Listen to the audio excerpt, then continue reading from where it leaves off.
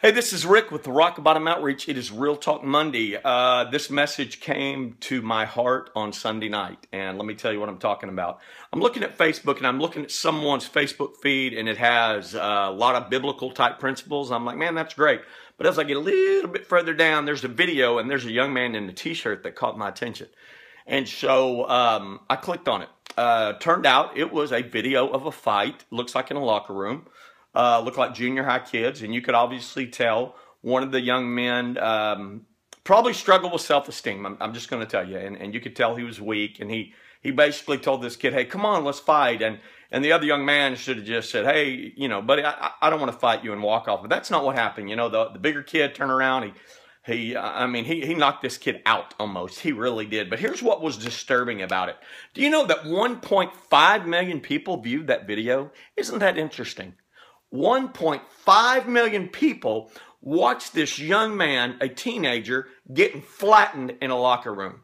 But the funny part is this. We're talking about the same people that everything else on the Facebook feed is a biblical principle. Here's my problem. We've got to stop straddling the fence and decide what side of the fence we're going to stand on. Are we for Christ or are we against Him? Because let me break this to you. You can't have both. And your life's never going to turn around. You will not receive all the blessings of God until you decide what side of the fence you're going to stand on.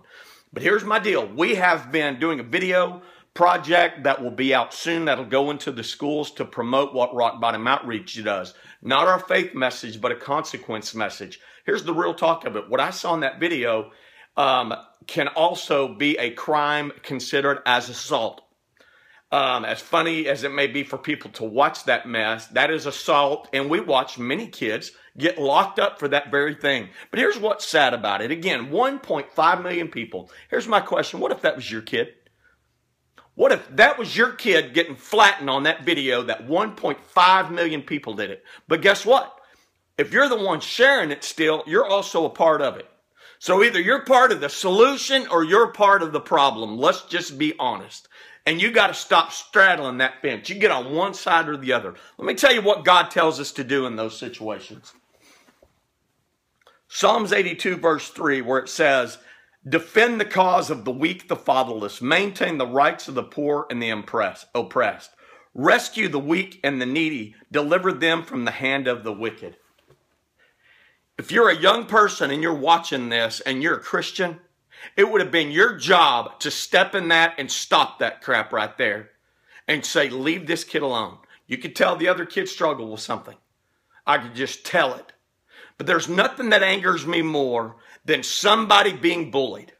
I grew up wrestling, so did my kids, and they always know, or my wrestlers, if you use this skill to bully someone, I'll kick you off the team so fast your head will spin.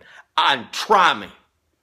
Now, if you're going to defend yourself, that's one thing. But do you ever know anyone? Maybe it was you. Maybe you were bullied back in school. And you know what? You never forgot it, I promise you. It scarred you the rest of your life. The rest of your life. But if that was you and someone did that to you back in school and there was social media, how would you feel about you being on a feed for 1.5 million people? You need to decide right now. Are you willing to stand in the gap for those that can't? Or are you just going to stomp all over them like everybody else does? Because you can't have both. Let me break that to you. Either you're going to stand for this, or you're going to stand for that crap that I saw on that video footage. Ask yourself again, what if that was your kid? My prayer right now is that you pray for every door to be open, that Rock Bottom Outreach can come in those schools and share this message of consequence. We charge nothing.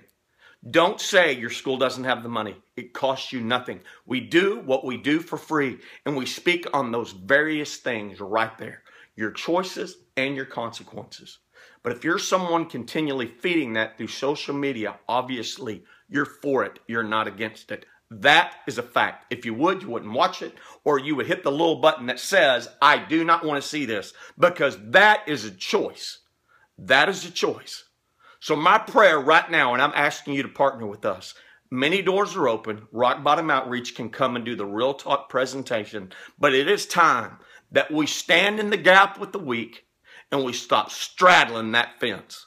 This is Rick with Rock Bottom Outreach. It's been Real Talk Monday. Bam!